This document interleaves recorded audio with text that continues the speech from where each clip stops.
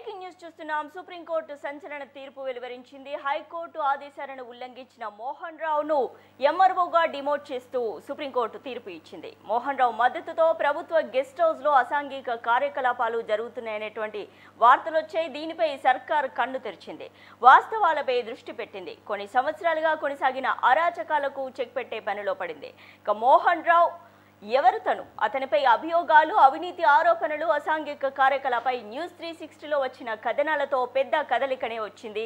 తీగలాగితే డొంకంతా కదిలింది. ఈ మొత్తం వ్యవహారం ప్రభుత్వానికే తలనొప్పిగా మారడంతో సీఎం చంద్రబాబు చాలా సీరియస్ అయ్యారని తెలుస్తోంది.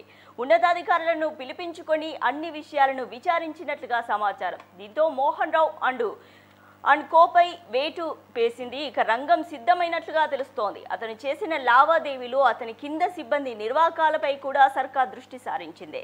న్యూస్ 360లో ప్రసారమైన కథనాల పట్ల అతని బారిన పడిన బాధితులు హర్షం వ్యక్తం చేస్తున్నారు. ఒక అధికారిని మద్దతుతో ఇన్నాళ్ళు మోహన్ రావు చేసిన అరాచకాలు ఒక్కొక్కటి బయటకి రావడంతో అతనికి అనుచరులకు వ్యవహరించిన వారంతా ఇప్పుడు భయాందోళనకు గురవుతున్నారు. ప్రభుత్వం ఎలాంటి నిర్ణయం తీసుకుంటుందో అన్న భయం ఇప్పుడు వారిలో కనిపిస్తోంది. అయితే మోహన్ రావుపై తక్షణ వేటు తప్పదని, అతని నిర్వాహకాలన్నింటిపైన విచారణ ఎదుర్కోవాల్సిందేనన్న అభిప్రాయం అయితే బలంగా వినిపిస్తోంది.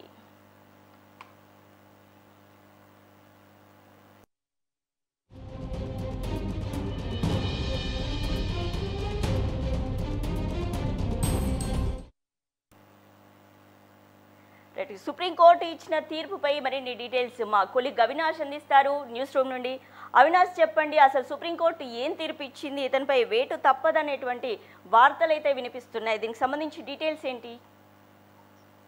నిన్న నుంచి న్యూస్ 360 వేదికగా మనం ఇస్తున్నటువంటి కథనాలకి ఓవైపు సీఎం స్పందించగా ఇప్పుడు ఇతనిపై మోహన్ రావుపై ఉన్నటువంటి పాత కేసు ఏదైతే సుప్రీంకోర్టులో పెండింగ్ ఉందో తాజాగా దానికి సంబంధించినటువంటి అప్డేట్ అయితే వస్తుంది. సుప్రీంకోర్టు ఇవాళ తన తీర్పును క్లియర్గా వెల్లడించడం జరిగింది.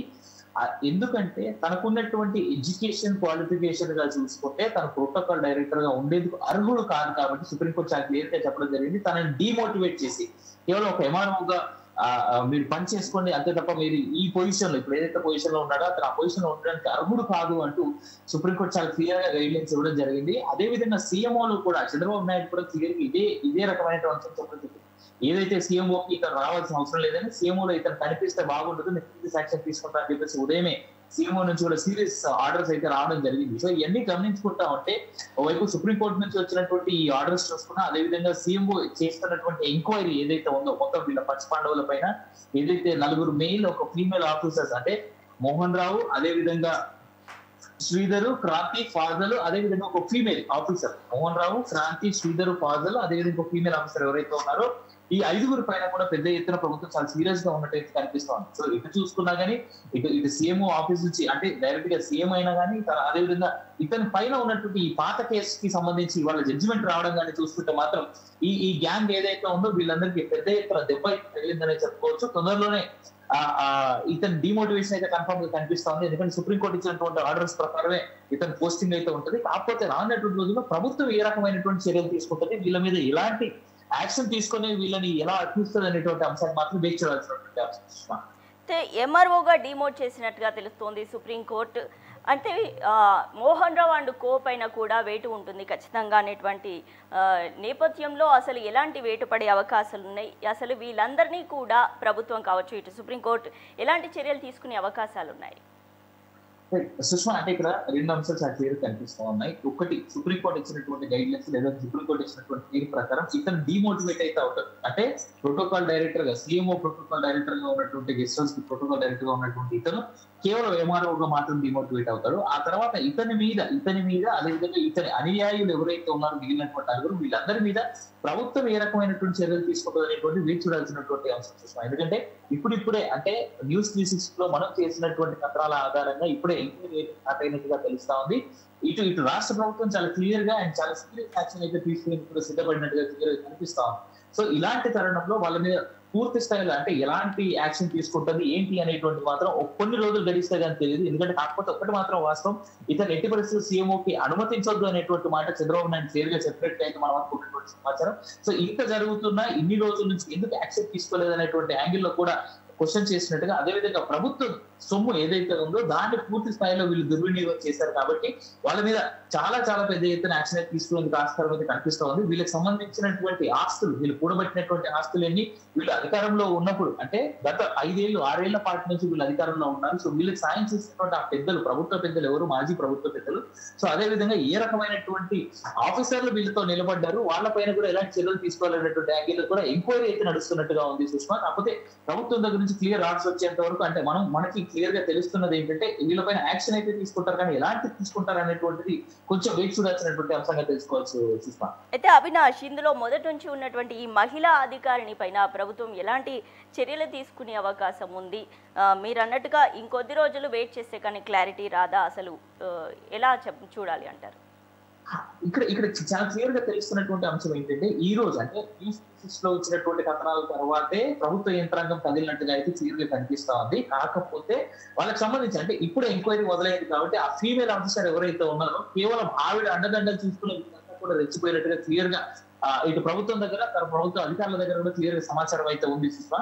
సో అలాంటి వాళ్ళని ప్రభుత్వం ఏ రకంగా హ్యాండిల్ చేస్తా అనేటువంటిది జస్ట్ రానటువంటి రోజులు, అంటే ఈ రోజు ఎంక్వైరీ మొదలైనటువంటి ఈ తరుణంలో వాళ్ళపైన ఎలాంటి చర్యలు తీసుకుంటారా అనేటువంటి ప్రభుత్వమే చెప్పాలి. ఇంకోటి ఏంటంటే వీళ్ళు సస్పెండ్ చేస్తారా, లేదు అంటే సుప్రీంకోర్టు చెప్పినట్టుగా ఇతను కేవలం డిమోషన్ చేసి వదిలేస్తారా అనేటువంటిది చూడాలి. కాకపోతే దీంట్లో సస్పెన్షన్ కూడా అయ్యేందుకు ఆస్కారం అయితే కనిపిస్తా ఉంది. ఎందుకంటే ప్రభుత్వ ధనాన్ని, ప్రజలని ప్రభుత్వాన్ని మోసం చేస్తూ వాళ్ళు తిన్నటువంటి పందికొక్కుల్లాగా తిన్నటువంటి సొమ్ము ఏదైతే ఉందో ప్రజాధనం, దాన్ని కూడా తప్పించేటువంటి యాంగిల్లోనే ప్రభుత్వం ఎంక్వైరీలు అయితే చేస్తుందని మనకైతే ఉన్నటువంటి ఇన్ఫర్మేషన్. అయితే అవినాష్, అంటే ఆడిట్ కాకి సంబంధించి దీని పరిధిలోకి రానటువంటి వాటి అన్నింటిపైన వీరు ఒకటి కాదు, రెండు కాదు, ప్రతి దాంట్లో కూడా వీరు అవినీతి చేశారు. విజయవాడ వరదల దగ్గర నుండి మొదలు పెడితే వాటర్ బాటిల్లు, ఆహార పొట్లాల అన్నింటిలోనూ వీరు స్కాన్ చేశారు. ఇవన్నీ కూడా ఇప్పుడు ప్రతి ఒక్కటి లెక్క చెప్పి వాటన్నింటిని కూడా రికవరీ చేసే ఛాన్స్ ఉందా ప్రభుత్వానికి? అసలు ఎలాంటి చర్యలు తీసుకుంటుంది అంటే వీరు చేసినటువంటి ఈ స్కామ్స్ పైన పర్టిక్యులర్గా? అంటే ఇక్కడ రెండు అంశాలు కనిపిస్తా ఉన్నాయి సుష్మా. ప్రభుత్వం ఎంత ఎంక్వైరీ వేసినప్పుడు కూడా it takes its own process. అయితే వీళ్ళు తిన్నటువంటి సొమ్ము ఏదైతే ఉందో, ప్రజాధనం ఏదైతే ఉందో, వీళ్ళు దాన్ని రికవరీ చేస్తారా లేదా అనేటువంటి అంశాన్ని ఒకటి మనం ఎదురు చూడాలి. రెండో విషయం ఏంటంటే, మన కోర్టుల ప్రకారంగా, అంటే కోర్ట్స్ ఏ విధంగా గైడెన్స్ ఇస్తాయో కేవలం ఆ విధంగానే ఈ కేసులన్నీ జరుగుతూ ఉంటాయి. ఇది దీంట్లో కనిపిస్తా ఉంది క్లియర్ గా. దీంట్లో ఉన్నటువంటి అంటే ప్రభుత్వ ధనాన్ని వృధా చేయడమే కాకుండా ప్రభుత్వం దగ్గర నుంచి ఫేక్ బిల్స్ పెట్టి వీళ్ళు వసూలు చేసినటువంటి సొమ్ము ఏదైతే ఉందో దానికి రికవరీ, అంటే వీళ్ళు ఇప్పటి వరకు కూడబెట్టినటువంటి ఆస్తులు, వీళ్ళు ఏ విధంగా ఎక్కడెక్కడ ఎవరెవరి పేరు మీద ఆస్తులు కూడబెట్టారో అవన్నీ రికవర్ చేసి మేబీ ప్రభుత్వం జప్తు చేయొచ్చు. ఇది మేబీ అంటే ప్రభుత్వము చేతిలో ఎంత ఉన్నప్పటికీ కూడా ప్రభుత్వం ఖచ్చితంగా కోర్టు గైడెన్స్ అయితే ఫాలో అవుతుంది కాబట్టి కోర్టు ఏ విధంగా ప్రొసీజింగ్స్ ఇస్తాయి ఏంటి అనేటువంటి అంశం మనం అది కోర్టు దాకా వెళ్ళి వీళ్ళు ఏ రకమైనటువంటి సాక్ష్యాధారాలు కోర్టులో ప్రొడ్యూస్ చేస్తారనేటువంటి అంశం మీద ఆధారపడి ఉంటుంది. Right, thank you Avinash, thanks for the updates. మొత్తానికైతే 360 ఎఫెక్ట్ అయితే కనిపిస్తోంది. సుప్రీంకోర్టు సంచలన తీర్పు వెలువరించింది. హైకోర్టు ఆదేశాలను ఉల్లంఘించిన మోహన్ రావును ఎంఆర్ఓగా డిమోట్ చేస్తూ సుప్రీంకోర్టు తీర్పు ఇచ్చింది.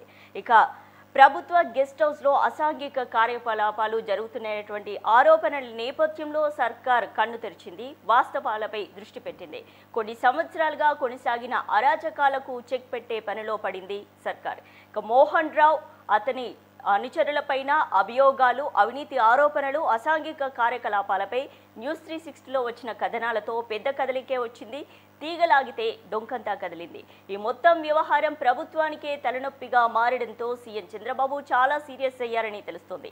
ఉన్నతాధికారులను పిలిపించుకొని మరీ అన్ని విషయాలను విచారించినట్లుగా సమాచారం.